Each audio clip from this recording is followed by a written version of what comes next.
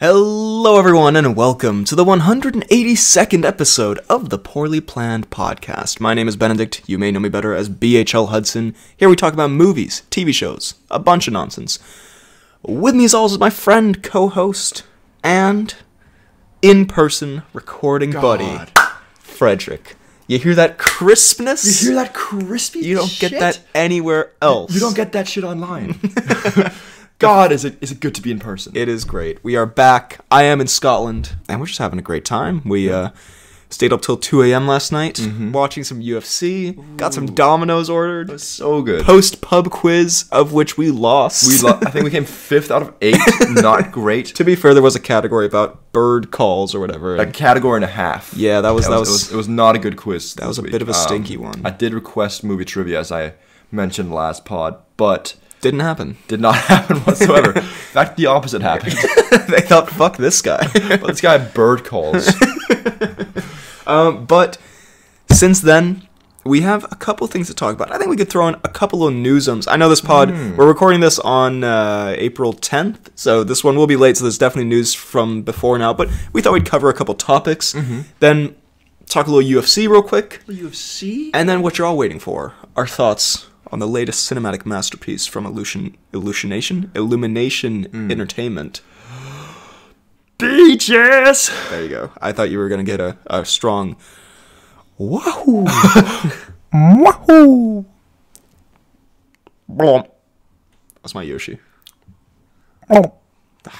Fuck, he's so Yours good. was better. I should have let you take point on that. But first things first. Actually, yeah, wait, quick. Let me reach over here. Check me notes. Check the old notaroo. Poorly Planned Podcast. Alright, Spider-Verse trailer was pretty good. Not too much to say there. Let's talk Heat 2. Who gives a shit? Let's talk Shrek, Barbie, and Harry Potter. How about that? I like it. First of all, big news. Did you hear about the Harry Potter remake? I heard vague things about it. I have not actually heard the concrete, set in stone news. What's happening? So they're making an HBO Max television show. Okay. Which will be 7 seasons long. One for each book. Each season will focus on a book. Okay. And the reaction has been, I'm going to say, mixed to bad. I can get behind that, in fairness. As you would hope. You initially were a big Harry Potter denier. Yeah. It doesn't exist. Yeah, you were not a big Harry Potter fan, but I think you've grown a little bit to enjoy. Yeah, I mean, I still have not seen even half of them. Sure. But it's the kind of thing where it's a universe that I actually do want to get into, but I just haven't really found myself doing that. And I think, as a very big Harry Potter fan, I mean, the idea... Too big, some say. Yeah. Did do very well on that quiz, which we did get roasted for in the comments. I'm not opposed to the idea. I think part of it could be interesting, and there are parts of the books that when you're a kid and you read the books and see the movies, you're like, oh, they left out this part and they didn't do this character justice. But also, the films are such a good, definitive it's such a good adaptation. I mean, I don't know how popular the books were before, but isn't the movies what really made it a popular kind of thing? The books were pretty were they huge. still pretty popular? They were pretty big, yeah. Fine. But I mean, I think I agree with things that are based on source material, should be able to have lots of adaptations, because there's different ways to interpret certain things. Yeah. But it's a little bit like when they said they were going to remake the Lord of the Rings movies, and it's like, do we really need... Especially, it's not like it's a movie from, the 70s or something. Yeah, it's not... The last one was, 10 years ago, you know? Yeah. And also, I feel terrible for the children who will get cast in this, because they will just get, relentlessly harassed for fucking... Definitely roasted. 10 years for not being Daniel Radcliffe and Grint. And the Grinty boy. The Grintmeister. But the thing is, also, I agree with, if there's source material somewhere else, you can obviously make different adaptations. But with one that's so iconic, yeah, as Harry Potter, it's going to be... It's a recipe for disaster. There's no way it can satisfy most people. No, and what can they do that's that different? Like the thing is, it's like if they turn it on its head. Hagrid is Dobby. Hagrid is the protagonist. I would actually the whole series just from Hagrid's POV. Most of it is just him getting drunk in his cabin. Yeah, it's literally his POV. It's like a GoPro shot the entire time. Just him crying in Hagrid's hut. Hagrid is Potter. Rated R. just some of the things also, like, how the fuck are you gonna do Hogwarts more iconically than they already did? Like, everyone knows like it's like if they remade Star Wars and they were like, the Death Star looks different. Like, it's just a piece of iconography. Why don't you do the Fantastic Beasts movie as a show instead? Yeah, and make those better. Do it good. Yeah, do it well. Oh, my guy. Let's go. Got the grammar. Another thing though that's coming back in a big way. Herpes. No, I don't know. Gonorrhea. Big chlamydia outbreak in Denmark, which, by the way, happens surprisingly often. The one-man source.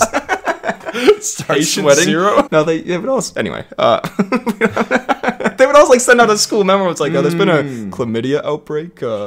Freddie Dahlgaard, could you report to the principal's office? Yeah, the whole school gets an email. There's been a chlamydia outbreak on the loudspeakers. Benedict, could you come see the headmistress, please? It just says who has it. It's been a chlamydia outbreak, specifically Frederick Dahlgaard. Steer clear. Anyway, Shrek 5. Speaking of chlamydia, they are making Shrek 5 and maybe a donkey spin-off. You looked deep and sensually into my eyes when you said that, and maybe a donkey spin-off. It's definitely a euphemism. What do you... Donkey spin-off. My favorite position. What do you think of this news? Honestly, after Puss in Boots, which I thought was fantastic, and they did tease a little Shrek.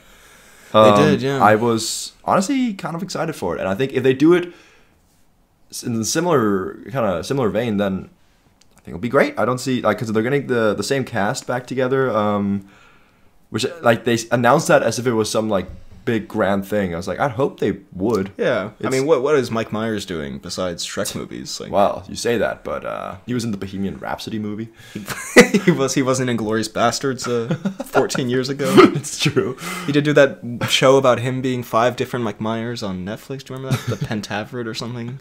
He is in Baby Driver. He is. I mean, I'm down. I think the Shrek movies have a pretty good track record. I think there's 2 amazing ones, one good one. No, one good one. One meh one and one good one. Shrek 4 is the good one. No! Shrek Forever After. The worst take I've ever heard. Even worse than your John Wick take. Oh, I'm reminding the fans. Get him! Get him! Pounce! Now's your chance! Roast him! Come on. Oh, you're gonna get... Oh, this is another common FDKL. They're gonna say... You think Shrek 4 is worse than Shrek 3? Absolutely! Shrek 3 is the weakest of the quadrilogy. God, it's because I'm surrounded by a bunch of film nerds. Y'all take it too literally. You need to just feel the aura and metaphor. You need to feel the aura and atmosphere of the movie. And if you do that, undeniably, Shrek 3 is a way better movie. Objectively. The aura and atmosphere of Shrek 3. Because Shrek... The scene when the witches descend upon the town. It's a metaphor for the bombings in World War II.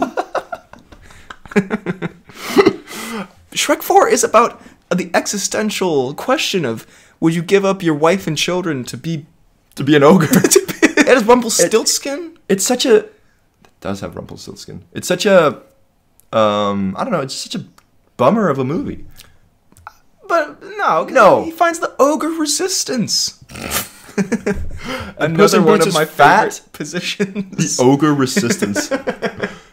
I do think, to be fair, I'll say this. As much as I love Puss in Boots 2, I feel like that style that they had works really well for Puss in Boots, because Puss in Boots is sort of this, like, you know, you can do him as sort of this Zorro parody, like, adventure hero, and because it wasn't, you know, you watch like Shrek 2 and it's a very self-referential comedy, and Puss in Boots 2 was still a comedy, but it was more like a classic adventure comedy. Yeah. And I think if you do Shrek, I think needs to be sort of goofy, will be outdated soon, but like pop culture reference kind of thing. And I think if they do it the same like exact style, I don't know about it. I do think the animation style could be cool though to see. I think Shrek. Animation style could be cool, and I think I agree. There's certain elements that they should change and certain elements that they should bring in. Like I think like the kind of dark humor of like the villains and stuff, I think is something they could bring in. I think that'd be good. Like the kind of whole Jack Horner kind of thing that they have in Puss in Boots. I think that would work well in a Shrek movie.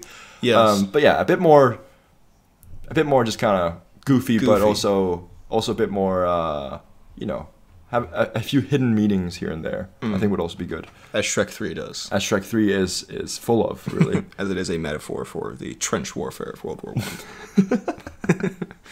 No, fair. I respect your opinion. I'm not trying to belittle you, but I am doing it anyway. I don't even have to try. It just happens so naturally. And the last piece of news, what was it? It was Harry Potter, Shrek, and Barbie. The Barbie trailer. I won't lie. I've not seen it. Okay. Well, I've seen a bunch of clips. I don't understand how you see clips of trailers. They're 2 minutes long. It is a clip. But like you see, like it's a clip. But like you see it on Instagram and they take like a 5-second snippet of. You are. Sorry, no, I can't. I shouldn't belittle. I shouldn't. No. Go on, say it. I was gonna say you are the problem with modern society. I'm not gonna belittle. I was gonna say you're the reason everything hurts. Yeah. You will cause the collapse of modern society. Okay, fine. We'll skip the Barbie trailer. No. We'll talk about it. No, there's not. If you haven't seen it, there's nothing. I've seen it. I've seen Shang-Chi talk to Ken. First of all, it's Shang-Chi. This is what I mean with a nerd. Yes, but no, that does happen. Yeah. Very cool. Very cool. They talk about them having sex, I believe. It is mentioned, yes. And then they say, I don't know what that's about. Yes. And then... and the 5-second reel ended. Spitting venom at you. 5-second reel. Anyway, before we get to the Super Mario Bros. Movie, we do have a very... We talk about UFC occasionally here. We do. And we try to talk about it... A Tom and Jerry style stunt happens outside. I don't know if it's Charlie Chaplin. Mike picked it up. It's just like sounds of cutlery and pans just clattering onto the floor. I try to talk about UFC when it's because I know the audience generally doesn't watch UFC, and when it's something that is more universal, that can be appreciated. Like with the Leon Edwards one, it was just a classic underdog Rocky type story, and this one. Oh my goodness. The world will appreciate those. It was just one of the greatest moments I have ever seen watching UFC. Like, so good. Maybe the best moment I've seen since I started watching events live, like 3 years ago or whatever. For those who don't know, please. last weekend. Give the backstory. Or a while ago. Israel Adesanya, who is a dominant UFC champ. Before he was in the UFC, he was a kickboxer. He was. Like myself. Of course. He was a great kickboxer, but he fought this one guy in kickboxing, Alex Pereira, twice. And Pereira beat him twice and knocked him out cold, one of them. And so he's always been his boogeyman. Like everyone, when you talk about Israel, it's like in the background, you're like, but also that guy beat him that one time. The Baba Yaga. The Baba Yaga. He is the John Wick. Ooh. But anyway, after he gets knocked out by this guy, Israel's like, okay, I'm done with kickboxing. I move over to MMA. He starts dominating MMA, becomes a champion, becomes one of the greatest of all time in his division. Alex Pereira is like, fuck that guy. Chases him to the other sport, follows him all the way there, works his way up. I mean, kind of. They sort of shoehorned him in a little bit. But gets the fight with Israel in MMA and knocks him out there as well. So and he'd never been knocked out in MMA Never been knocked out before. He was expected to win. He's been this dominant champion. Alex has 4 fights in the UFC. Becomes the champion by knocking out Israel. 3rd time he's beaten him. He's like clearly his kryptonite. He's this like... He's also this terrifying guy who's like... The scariest looking, just like stone-faced. He's carved from freaking granite. He's enormous. And so basically it seems very much that he is Israel's, kryptonite. They have a rematch, which everyone is expecting Israel. I mean, he was the favorite, but I was very much expecting him to lose. Everyone I talked to was expecting him to lose. It's the 4th time they've fought. Israel has never... He's gotten really close to beating him 3 times, but Alex has always pulled it out the bag. And they go into the fight, and in the 2nd round... Israel knocks him out cold, but not just like on the offensive. He's taking a bunch of hits. You were saying no. You were getting nervous. We were rooting for Israel. We were definitely rooting for Israel. We were sitting there watching it together. He gets back into a bit of a corner. You're like, this is exactly where he doesn't want to be. Yeah. Fuck. You started crying. I shat myself a little bit. He farted continuously throughout the entire fight, and then as Israel's backed up in this corner, taking a bunch of hits and knees and stuff like that, he just pulls one back and just hits him with the boom, cleanest hook. The clean right, staggers a bit, and then another one to the temple, boom, out cold, and then for good measure, hammer fist to end it off. Ground and pound. And it was just, I mean, that's the thing. There's so much. I was gonna actually make like a video about their rivalry before this fight, just because like it's such a storyline, but it's like genuinely like Israel also, he's like obsessed with anime and all this kind of stuff. It's such an anime storyline of like having this like just villainous like demon character just following you around, absolute boogeyman. And finally, like after all, and everyone's like been talking shit about him, he also like he's been, you know, mocking him for a long time and all this stuff. Finally to get that win, it was, and all the poetry of it, like he was in the exact position where he got knocked out the last time against the fence, like kind of curled up like this, and he pulled it out. And then afterwards, if you don't know, Alex Pereira, he's a big archery man. He practices archery very often. His signature walkout movies, he does this big, just kind of like archery pulling the arrow string back, boom. And then after Israel knocks him out, just hits him with the coolest celebration I've ever seen. 3 arrows straight to the heart. And it was, I mean, it was one of the greatest, like, I started watching UFC consistently like around 2020, so Israel has been like sort of the main, like they divide. He's been that guy. He's been that guy. They divide UFC kind of into like the, you know, the Silva era, the John Jones era. It's kind of been like the Israel Adesanya era since 2020. He's like sort of been the main on a lot of pay-per-views. So I'm a big fan. He has, you know, his occasional stinkers on the mic, but he does have a few one-liners that just do not that hit. aren't the best. But I just love that he's very clearly like he's always himself. Like he is, even if like some of his lines are like a little cringy. Clearly that's just like who he is, and like I really appreciate that. It's not a fumble, you're clearly just cringe. And he's like a really good guy. Like I remember when he lost to Jan that we watched live, like he was very humble in defeat. And it was just it was such a incredible, and it was 2 a.m. and we were just freaking out. Like, man, it was so good. One of my favorite moments I've ever had watching UFC. It was incredible. What are the chances we sit and watch that together on the reunion? It was fate, you know? It was so good. Israel knew we were watching. Israel was like, yeah, I got you, boys. My boys are watching a day late. Yeah. With a Domino's pizza in bed. I gotta do this. Oh, and then he also taunted his kid. He did, which some people thought was too far. I think very funny. I think kind of great. Where when he got knocked out in kickboxing all these years ago, Alex Pereira's kid mocked him by like pretending to get knocked out in front of him, like falling over and stuff. And then Israel, after he knocked out his dad, pointed to him in the crowd and did the exact same thing. God, that kid must be traumatized. That is years of therapy incoming. Genuinely, watch your dad get knocked the fuck out, and then just the guy taunting, looking you dead in the eyes. There was also someone said, if this is a real anime though, that kid now has to grow up and then hunt down Israel again. Honestly, which would be, I mean, oh god, I would actually not hate that. That would be amazing. But that'd be such a good fight. Anyway, so yeah, amazing UFC stuff from Mr. Adesanya. So a big dub. A big dub. I think it's safe to say. Whew. Man, all fired up now. Speaking of things that get me fired up, should we talk about, I would say, one of the internet's most anticipated films of 2023. I don't know if it was one of my most anticipated. It wasn't one of mine either. But we were interested. We saw that. I remember when it was announced. I think we goofed on it. I think we goofed on the cast. We did goof. We heavily goofed on the cast. We did say Seth Rogen as Donkey Kong. Very accurate. What is happening? Very accurate. No animation required. But once the trailer came out and they started releasing some promo stuff, I was like, okay, this doesn't look bad. This could be kind of good. And I won't lie. After watching it, one of the best movies of the year. Wow. Big claim. Big claim. I'll stand by it, man. All right, I really enjoyed it. Of the year. Okay. It's still early. Of all time. Mario equals GOAT. Spoilers for the Mario movie. I think this won't be a difference of opinion pod necessarily. I think it'll be a varying degree of opinion, but I think this time the comments might actually be in your favor, so they better be. It's about damn time. Get a taste of my own medicine here. But I think I wrote in my Letterboxd review, I wrote, as a Mario movie, it's perfect. As a movie, it's just okay.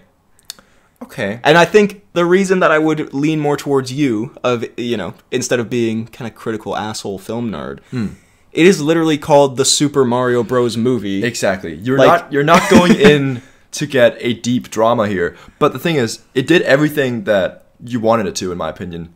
But then added on top of it? See, I'm going to say it did everything you wanted it to as a Mario fan. Mm-hmm. I'm going to say it did not add anything on top of that. I think it was like literally everything you could have wanted as a Mario fan. I saw it with a friend who is a very big Mario fan, and afterwards, and this was quite like I don't want to say like a profound moment, but I just thought it was an interesting thing. She just like, her review was just like, that made me happy. And I was like, that's kind of like the point of like the Mario fan went to see the Mario movie and it made her happy. I'm like, yeah, that makes sense. You know, like that's the non-Mario fan went and was severely angry. Just okay. Did you not even notice the story didn't make any sense? No, but so I don't know. I think it just kind of incorporated. I mean, we'll get to the specifics, but it incorporated all aspects of like, you know, built up this like, you know, obviously not realistic, but they built up the world to make it a believable thing. Where it's like, you know, this is what's going on there. I'm in Brooklyn. I'm in Brooklyn. I'm walking here. I'm walking here. I'm a pizza guy, man. Don't think they said that. Super offensive. Probably not even Brooklyn. We do a spot-on New Jersey accent. We do the best Canadian accent we've ever done. But so Wahoo. Classic Mexican voice. Wahoo. But then it adds a touch of a humor and stuff like that I didn't expect it to have that. Like it almost, not to the same extent, but it did feel a little Shrekky to me. It did have a bit of self-awareness in a way. The whole Bowser song, loved it. Okay. Something that was just added that I did not expect, that added a bit of, you know, something that kind of appealed to, yeah, it clearly, like, it's not supposed to take itself seriously, but it also does recognize that it's a bit of a silly movie. I love it. I agree. I did enjoy some of the, specifically the Bowser stuff. I thought those were probably the funniest moments of the movie for me, like just his, you know, the general Bowser memery of wanting to... Sorry, terrible way of phrasing it. The general Bowser memery. So sorry, I'm not a film reviewer. But, you know, all that stuff with him wanting to marry Peach was like, you know, that had some funny moments. Okay, but should we talk Mario stuff first? And okay, fine. We'll talk Mario. We'll get into the nitty-gritty asshole film thing. Yeah. I think as a Mario movie, like, literally... And, you know, we were talking about it afterwards, and, like, there is stuff to do in a sequel. Like, you know, you can have Wario and Yoshi. Get some Waluigi in there. Get some Waluigi and all that. But I think, like, as a Mario movie, like, it does... it perfectly. I mean, it has everything you could want from music. I love the orchestral version, you know, the epic versions for all the Mario themes, from the items, the like all the stuff from the games that you could want, possibly. And it's, I think, fantastic animation for the style of film. So like, good. It looks pretty much exactly like the game, but just like more cinematic. Like it just like looks, and like I don't know, I remember the Bullet Bill, like the textures and stuff. It's just like, it's a very, I want to say, like, pleasing movie to watch. But goddamn, did I feel satisfaction. I was pleased. I don't say it's a pleasing movie, but Lord knows I was. But yeah, and I think, I don't know, it was very good in that sense. I think I just, and I'm not trying to be that guy. It sounds like you're trying to be that guy. I'm not trying to be him. It just like, it does feel a little bit like references the movie, or sort of like a that's the thing. I don't know if I can complain about it, because like if you're going for it just to see like Mario in live act or in on the big screen, that is what it is. But I didn't find that there was anything really, like, there were a couple of funny moments with Bowser. I didn't think there was that much comedy that I really got, or like there was no story, of course, which again I feel we're complaining about, because like there's no story in the Mario games. I would argue the story was great. There was no story. The story. He shows up and she just immediately is like, shows up, yep, and then they just go and they do the thing, and like there's. But it's fun. It's just a fun adventure. It is, but I think comparing it to Shrek, I think does Shrek a bit of a disservice. I'm not saying it's at the same level of Shrek. I'm just saying it had elements of self-awareness that Shrek also has. Okay, I just think there is a craft to making a fun adventure film for kids like Shrek that, you know, it has a simple, fun story, but there's more emotion to it. And this one, I mean, there was no which is, again, fine for what it is. I would argue that the Luigi part of it was very emotional. Mario!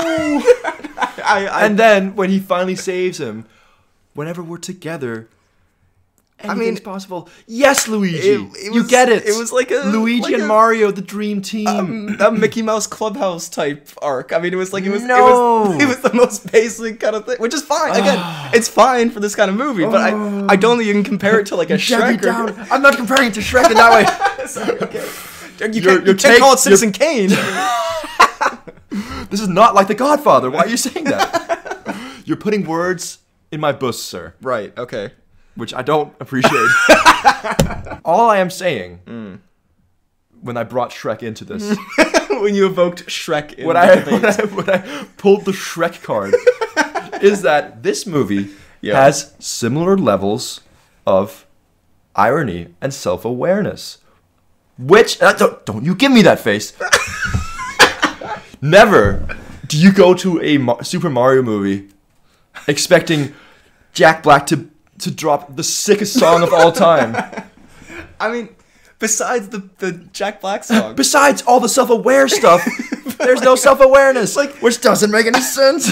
I think there's a difference between self-awareness. Like, again, I'll give you the Bowser song. That was sort of out of left field and kind of, comedic in a sense, if you want to call it that. I think there's a difference between self-aware humor and just like, because there's a lot of references where they sort of say, like, oh, that's a weird thing in the Mario world. Why do you eat a mushroom and, I get all big or whatever. But, like, it's sort of more just it's like an acknowledgement of the thing. Whereas Shrek, they kind of do more with the tropes and they kind of play with the tropes more and have more creativity with it. And this one is just sort of like, oh, I go on a pipe and, like, that's crazy. A pipe doesn't normally do this. What kind of pipe is this? This is a weird pipe, I didn't even want to come into this as a Debbie Downer. You forced it out of me.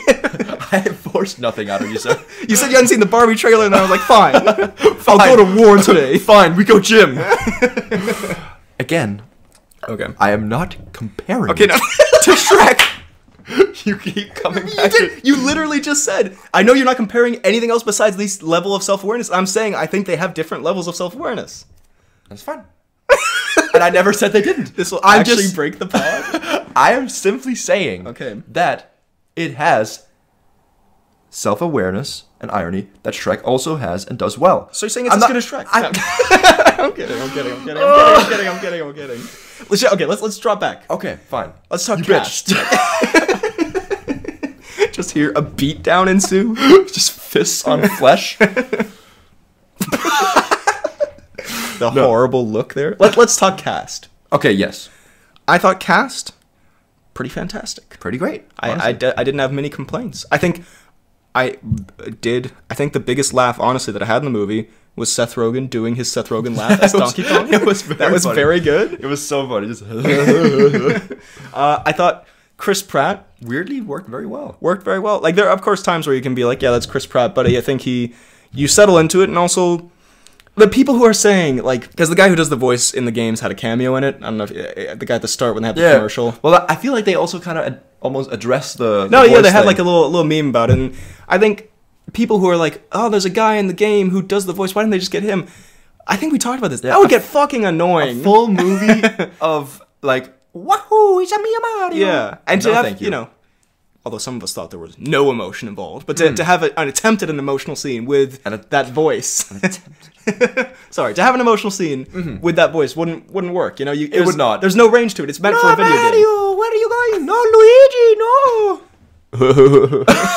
I thought the best one definitely was Jack Black as Bowser. 100%. Because he had the best of his Jack Black mannerisms, but he also sounded like a different character. Like, he did sound like Bowser. Maybe they modulated his voice a little bit, but like he fit it perfectly. He did fit it very, very well. I very much enjoy all the like interviews he's doing where he dresses up as Bowser. Yes, no, Jack Black is just a delightful he's so king. Good. Yeah.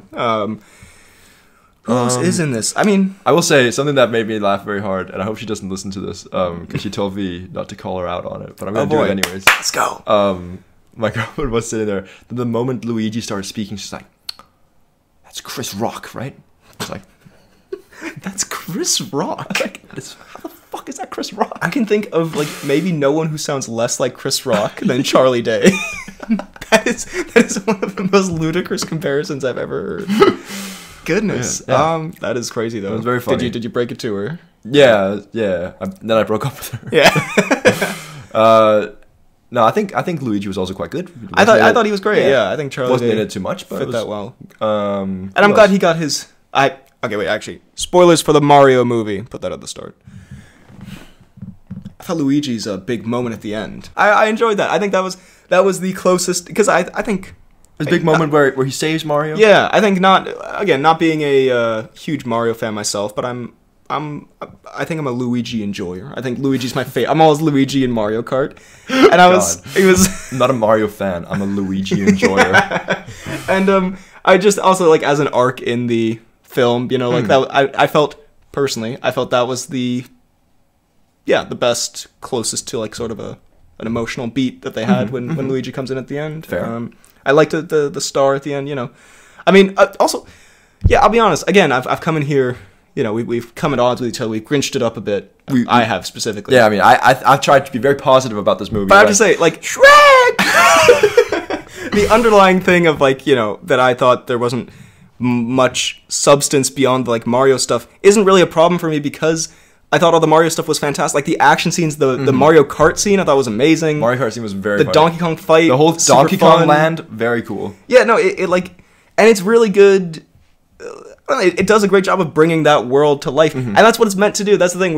I was talking to the people I saw it with, and like, it's so, and I've kind of done this a little bit, although I was just defending what you said about Shrek. But there's like a kind of destructive film criticism take of like comparing everything like it's the same type of movie, and like every movie is different, and you have to take to some degree, like you can't write off all problems because of this, but like to some degree take in context, who it's made for, what its purpose is, and like I think for what the purpose was, it was really good at that. I think it did it perfectly. Yeah. And I mean, and also like I saw it in the cinema, and like there were a bunch of kids with like their Yoshi stuffed animal and like their Mario hats and stuff, and it's just like, you know, why would I begrudge them because it like, you know, you sit there.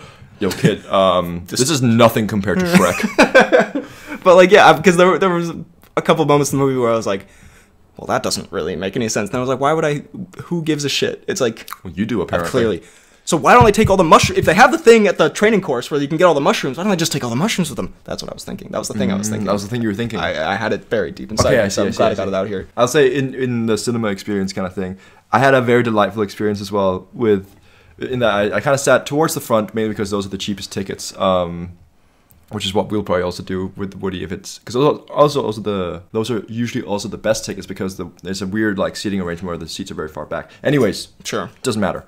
But right in front of me, there was a little kid sitting with his dad, and he was just getting so excited whenever anything happened. It was like so cute. And this little like kid with like... He must have had like insane magnification in his glasses, and he'd like turn around to me sometimes, and you just see like these like huge eyes just looking at me with like excitement and wonder. He's like, oh my god, did you see that? I was like, I did. And he was just sitting there being, it's very wholesome. That's very And then cute. Dad was like, oh, I'm sorry. I was like, no, come on, don't be sorry, it's great. This is better than the movie. This is better than Shrek. Yeah. And then his dad attacked me. It's nothing like Shrek. There's nothing like You're Shrek. way less self-aware. No, that's sweet. And can I also, unrelated again, but just going back to the donkey world, Donkey Kong world. Sure. Okay. I thought you were gonna say going back to that donkey spin-off we were talking about earlier. That sounds really great. I got almost goosebumps when, which is so sad, but when they hit the initial kind of like Mario Kart scene where he's like, he puts the glasses on and they're like going through the town with the cool music playing. Yeah. I was like, this is dope. Now all the like set pieces and that kind of stuff were fantastic. And it incorporated all the elements of Mario. It was like, I think if you could go into like a child's mind who loves Mario and make like the perfect Mario movie, like I think this is it, honestly. I was gonna say also just on kids in the audience, which I thought was funny. There was a part where, cause I saw it in IMAX actually, so it was like massive cinema, and so you could like, when someone, like someone would have to talk very loudly or scream very loudly for you to hear them. And during the opening part where the dog's attacking them, I just hear in the distance just the most terrified scream of a child. Like the dog was like jumped, and I just I was like, oh my god. Like speaking of needing years of therapy, I was like, that is instant trauma. This kid will never be the same again. The big complaint that the Super Mario fan, I'm too good, that the person I saw with who was a huge Mario fan had, was the use of the pop music, which I've also heard from other people. I liked it. I think because I enjoyed like the like cinematic versions of all the Mario stuff, it I can see why it was like it was a bit jarring, and I guess it felt a little bit I don't want to say cheap, but a little bit, like, none of this really felt like an Illumination movie to me, besides those moments where it felt a bit like, you know, the Minions sort of thing, where they'll throw in just, like, a song or sort of a pop culture thing to, like, for the sake of it. But I see what you mean. I did like the music. Like, they were all good songs. It felt a little, I don't want to say Suicide Squad-y a couple moments. I was thinking that. I was going to say, I do think, as the music initially starts, I will say that it did feel like you were saying, like, you focus a bit more on the song that was actually playing than rather what was going on in the movie. But then I think after those, like, initial 5-10 seconds of, like, you know, okay, this song's playing, whatever, then the song makes the scene better a lot of the time. I think, like, as I just said, like, with the Mario Kart thing throughout Donkey Kong Land. So that's, I forget which song it actually was. Yeah, but I remember. But, like, that song made it even cooler, I think, because it's something you kind of, I don't know, it's weirdly not nostalgic, but it's like, it's a song you know, and is, you know, a bit of a, gets you a bit hyped, and then seeing that whole thing, I think it worked. I think if you had the Mario music doing that, like, it would not be nearly as enjoyable. Sure, no, fair enough. I also think, now that I just think about it for a second, it does work a little bit better in this because, I mean, again, I'm not being a huge fan of the games. I don't know exactly what the backstory is, but here, because the backstory is they are just normal humans who live in Brooklyn. True. The fact that they're coming from the real world kind of makes sense that, like, they would have this sort of, you know, music in there. I'm trying to think. I mean, I liked Peach. I liked Peach. She was good. It's good. Who is it that voiced Peach? Anya Taylor-Joy, actually. Ah, yes. I'm a fan of, I think. Big fan. I do mostly remember her from The New Mutants, where she has that terrible Russian accent. True. I do mostly remember her from The Queen's Gambit, where she is above average at chess. Oh, not quite as good as me. Not quite. You know, I could beat her, but no big deal. I have to say, I really hate to do this to our boy. No, don't do it. I liked him. No. Okay. See, even just the way you said that, I know you were also a little bit like, no, Keegan, you're doing too much here. No, genuinely, I enjoyed Keegan. I thought Keegan-Michael Key's Toad was fine. I enjoyed it. It was okay, you know. I mean, I don't. It gave me. He kind of gave me dogs from Puss in or Perito from Puss in Boots 2 vibes. Kind of like, you know, the fun sidekick that kind of tags along. I enjoyed, and like I laughed quite hard when he pulls up in his massive ass Hummer. Just that was good. That was one of the best moments. Yeah, big Michael Key moment. But speaking of just that scene in general, I did enjoy the Mario Donkey Kong rivalry. Like, I don't know, that's the thing. Those are the things that, like, those moments made it feel more like a movie and not just sort of like, you know, a showcase of Mario stuff. I just think there wasn't a lot of that. Which, again, isn't a huge complaint in the grand scheme of what it's trying to accomplish. Fair. Put that out there. Fair. Also, it sucks shit compared to Shrek. So Shrek beats us every day. If you don't have anything else... wait, let's quickly think here. Toad was great. Bowser, fantastic. I like when they got the star at the end. I also like the little... whatchamacallit? The little blue star thing. That was pretty good. I laughed very hard. It was kind of, again, see, something like that I think was good in the movie. Add a bit of an edge. Some could say self-awareness. I would say this out-trumped Shrek's self-awareness by tenfold. And I also like the penguins. Very funny. The opening scene was great. Yeah. I honestly, just overall, I really liked the movie. I think it did everything that it wanted to, and then some more. Fair. I will not begrudge any of that. But you and I are not friends anymore. But you don't know what you're talking about with cinema. I don't think. No, I did have a good time with it. I think also, and this is not at all like a dig or anything, I think it's important to remember, you know, like you were saying about the kid in the audience, like, it is meant for a younger audience who, like... You're saying this is why I like it? I knew it. But sometimes the film criticism of kids' films is like, you know, of course, the best of them, you talk about The Incredibles or The Incredibles or whatever, like, where it also has a really good story, but, like, also when you're a kid, you mostly just appreciate it because it's fun. And, like, it excels at that for kids, and I think does a solid enough job for adults. For me, at least. For other people, like you, and the people I saw it with. For other people. Freaks. It's really good. Is there anything specific you think you want to see in a sequel? We mentioned Wario and Waluigi. I think I would be down for a Waluigi. There's a Mario Galaxy game apparently that is like a. I mean, I think big shout. I don't think it's something that's very needed right now, but if they do a similar vein, keep Jack Black on as Bowser. Yeah. I think like maybe he could become some sort of like weird pet they bring with him, but still adds a bit of a fun thing to the movie. There's plenty of opportunities. Sure. I can see it happening, but they did. Did you say for the post-credit scene? I did not. There's a Yoshi post-credit scene. Ooh. Where the egg hatches and you hear Yoshi. I forget. Is Yoshi a good or a bad guy? He's good. Yeah, right. Yeah, he's a friend. They make it sound as if he's a bad guy if it's like a Yoshi and the egg cracks.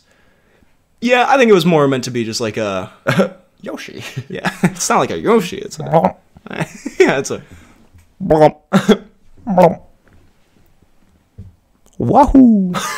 But yeah, no, I think, and this one, I think, this could be wrong. I think it opened at the biggest opening for an animated film ever. Yeah, it surpassed Frozen by almost 20 million. Crazy. So, I mean, by the way, I just want to say, not to put myself out there or anything, but in my predictions video for the box office, I did put it. I called that shit. I put it at number 2. I'm just saying. I said it was gonna. What's number 1? I don't remember. But yeah, well, what would you give it? 1 to 10. 1 to 10. So on Letterboxd, I gave it 4 out of 5, which Sure. I think honestly maybe didn't even do justice enough. I'm gonna give it 9 out of 10 stars. Damn. 9 out of 10. I Marios. Oh. Out of 10 Luigis. All right. Yeah. I stand by the way, and I'll say this again. Letterboxd scores and out of 10s, for some reason, they're different. I don't know why. I agree. It's the thing. So I gave it 3 stars. It was a hard one to rate because, like, again, exactly whatever. But I would go with like a 7.6 for what it's trying to accomplish. Okay. I did enjoy it. I didn't love it, but I had a lot of fun with it. That's fair. I can appreciate that. We've come to a civil agreement. We'll have a handshake, a gentleman's handshake. Ah, God, very cool. God, I've missed it. Well, with all that said, it's now time for the Cnews.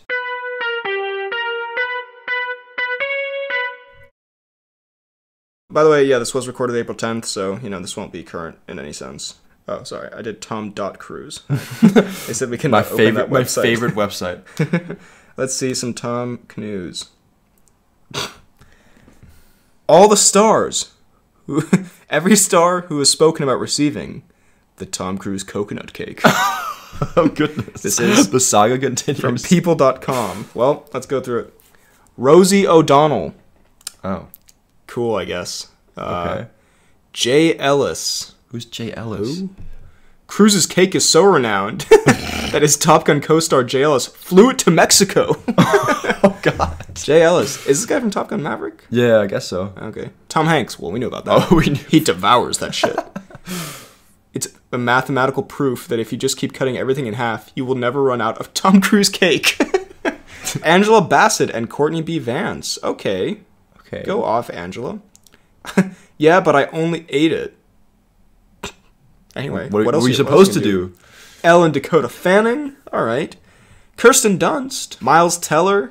God, Miles Teller is so much bigger than him. Goddamn. Kobe Smulders. When did they ever work together? It's from How I Met Your Mother. Who freezes her holiday gift so it lasts for months. It's so good. I leave it in my freezer and it lasts until like March. I just slowly chip away at that thing. It's so good. I don't know why. Graham Norton. Not Graham. I was talking about you being on the cake list, and someone said, "Oh yeah, we get a cake from Tom every year." And I went, "Do we? I've never seen the bloody cake." Turns out it was the nicest cake someone in Norton's crew had ever had. He splits it amongst the crew. The cake. Guys, it's an all-you-can-eat buffet. I was getting saddled on this cake bit. It's just every sentence we read now is cursed. Brooke Shields. Okay, Brooke Shields, that's the last one. All right, so Cruz, sending that cake around. How do we get on this list? Yeah, Cruz, please. I'll pay millions. I'll pay a lot of money. I want it. I'll do many things. I'll say I enjoyed the Super Mario Bros. Movie more than Shrek. Ooh. And I'll say Shrek 3 was the best of the lot. I'm not saying it was the best. No, those are your exact words. I'm just saying it was better than Shrek 4. I have you on recording saying that. The IMDb ratings agree. You actually know the Shrek IMDb I don't know if they do. I'm just hoping. If you do, I hope you find happiness someday. Okay. We're going to go to the comments. Yeah, it's time for the announcements, so we're going to go to the comments.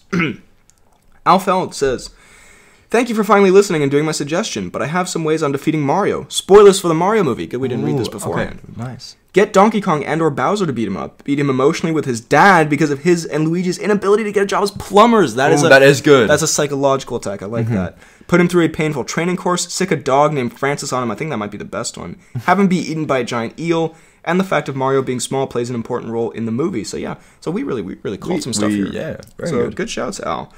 Blender says, in my opinion, Blue Beetle looks like a Nickelodeon special. Ooh, Blender's coming in with the dig.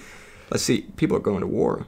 Josie says, wait, it isn't a Nickelodeon special? My thoughts too. I agree, but where's the harm in some good old Power Rangers fun? Damn, we really took an L on this one, I guess. Okay. We're the big babies in this scenario. Literally had to Google if it was or not. Yeah, I know, it's just, damn, okay. So everyone are agreeing, I see. I mean, it didn't look like the most... It doesn't look like the best high thing. budget, but... I wouldn't say it looks like a Power Rangers kind of thing. No, I think it looked more fun, and, you know, the suit, I mean, the suit looks a bit Power Rangers-y, but also every superhero suit looks a little Power Rangers-y. Come on. A little harsh, but, you know, whatever. Whatever, I don't care. Josie says, I think during one of the weeks you don't pod, you should release the original cut for video games we can beat up, even if it goes horribly wrong. I'd still love to see it. I think this will happen, and, like, It Chapter 2 as well. Yeah. So if you see those, I think I'll just put, like, I think literally the recordings have, like, the file has this name of, like, Disaster Pod or something. So it's the worst thing is it's not even, like, you're hoping for a disaster. Like, we throw stuff at each other. And but no, like, it's just like, not it's very just very good. mid, boring kind of like, shit that just does not click. Yeah. Packaged with the It Chapter 2 reviews as Anson. Supposed garbage on top of the supposed garbage. Should be a wonderful time. Yeah, you can be the judges for yourselves. Yeah. Josie says, the war still continues, Freddy. John Wick 4 is amazing. Hashtag I'm gonna need a gun. Hashtag Freddy's a coke addict. Hashtag the war still goes on. Hashtag I heart bussy. Goodness me. Last one I can agree with, but like I don't get the hate. I never said it was bad. I just said it was not that great. Shrumpy says, you piss, John? Yeah. You pissed, John. Josie says, consequences. And Daniel says, she's not for sale. And the Play the Pound podcast clip says, that fucking nobody. That's John Wick. That fucking nobody. So this is John Wick. That was pretty good chain here. Pretty good chain. You guys did well here. You guys did bits. Shrumpy says, I live in the U.S. and I woke up late to a new pod being released. I made myself a bit of brunch while listening to this pod and had myself a delightful time. Hashtag reverse flash moment. Sad to hear the consistency may decrease, but glad to hear you both are taking time to yourselves. Keep up the Blue Beetle-esque work in both the pod and your own lives. I mean, a little insulting considering I think Shrumpy was in the chain saying Blue Beetle looks like ass, but we very much appreciate it. And also, thank you. I enjoy those little anecdotes of just, you know, listening to the pod, having a nice brunch or somewhere on the train or working out. It's just because that's what the pod is made for, you know? ZJ says, this is a very good way to start my weekend. Did you know Stallone played the gimp suit dude in Pulp Fiction? If you need to beat Joel Miller, just go golfing in his head. And the news about the pod makes me sad. Also, I heart pussy. We've started that terrible... I'm sorry, I did not... We've started that terrible I love that chain. this has started. I mean, you know, it's a message of inclusivity, I guess. That's how it started on the campus. Ryan says, another great pod, but I disagree with you being able to beat Mario. Mario takes speed, strength, agility, durability, intelligence, and feats. Mario had taken down tyrannical leaders, universal level threats, and literal gods. He is incredibly versatile in all situations. This is your burner count, isn't it? He could destroy Shrek in any instance.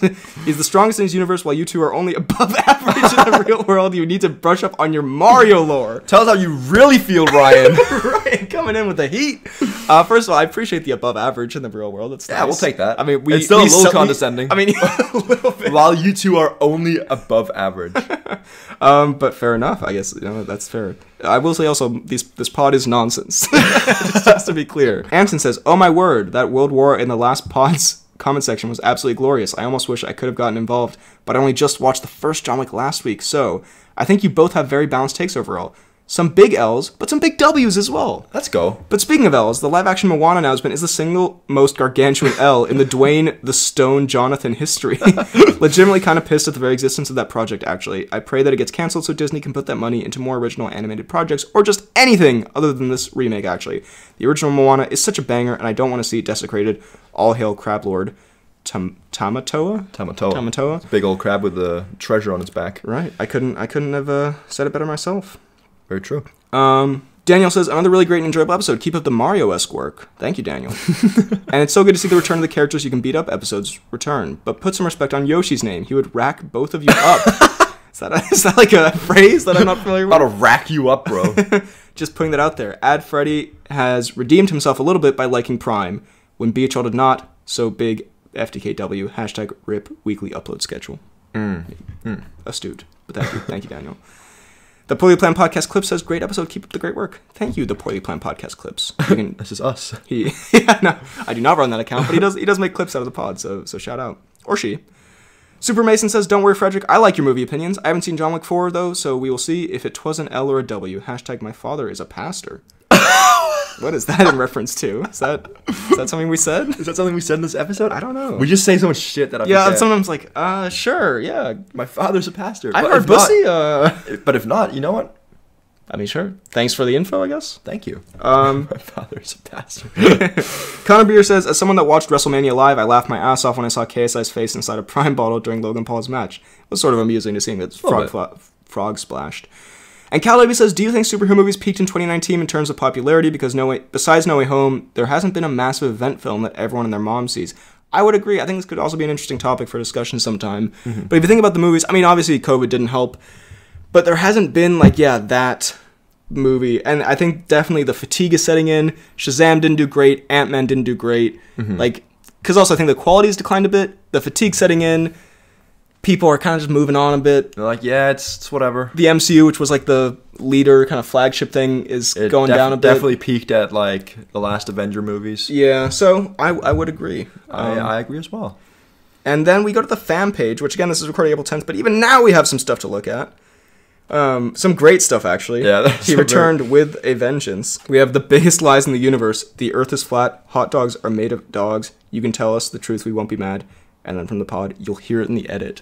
Which was a, you pranked me good there. You pranked me good. And then we have 2 Barbie posters, because they released a bunch of Barbie character posters, and Kian did do one of you, this Barbie is a sweaty boy, and me, this Ken is the one with the big nose. And also just horrific that he used my most embarrassing photo when I dressed up as Dustin Poirier for... You look good. I mean, I don't look that bad. You don't look bad at all. The fact that I took the photo and posted it on the internet is the bad part. Well, that's besides the point. But we can't move. We can't change the past. we can't live in the past. But no, these were... I would argue that one picture is more embarrassing. You look majestic. You looking swole, and me in a tight Anna costume with mascara on. And Panaman Tan says, BHL Hudson is the Barbie to Fidalgart's Ken. Yes. And the K in FDK stands for Ken. Damn. Well, all right, fine, fair enough. Yeah. Actually, wait, he made me the Ken and you the Barbie. Let's go. Well, that's what the comments are in uproar about. What are the comments whatever. So, what are the comments now? Hope you enjoyed this. Thank you, by the way, Kian. Those are great. Hope you enjoyed this episode. If you did, drop a like, subscribe, hit the bell button, leave a comment down below what you thought of this episode and the Mario movie. Ooh. You can also find us on Apple Podcasts and Spotify, the Poorly Planned Podcast. Please leave a 5-star rating and a nice review. Tell your friends about the pod. Tell them it's become an intense debate show since they last tuned in. Truly. We hate each other now, clearly. Every episode, it's fiery. Yeah, I don't know when this episode is going up, actually, but, again, we're not doing the same upload schedule, but we got the pods coming, The pods are coming. They're happening. You can email the pod at bhlhudson@gmail.com. You can find me on YouTube, BHL Hudson, Instagram, Twitter, BHL_Hudson, Letterboxd, Real BHL Hudson, TikTok, BHL Hudson. All these links are down below. Also the fan pages. You can find me on Twitter at FDK_DaltSniper. You can find me on Instagram at Fidalgard. You can find me on Letterboxd at FDK_Thwilms and on YouTube at FDK Space Gaming. Thank you very much for listening, and we will see you next time.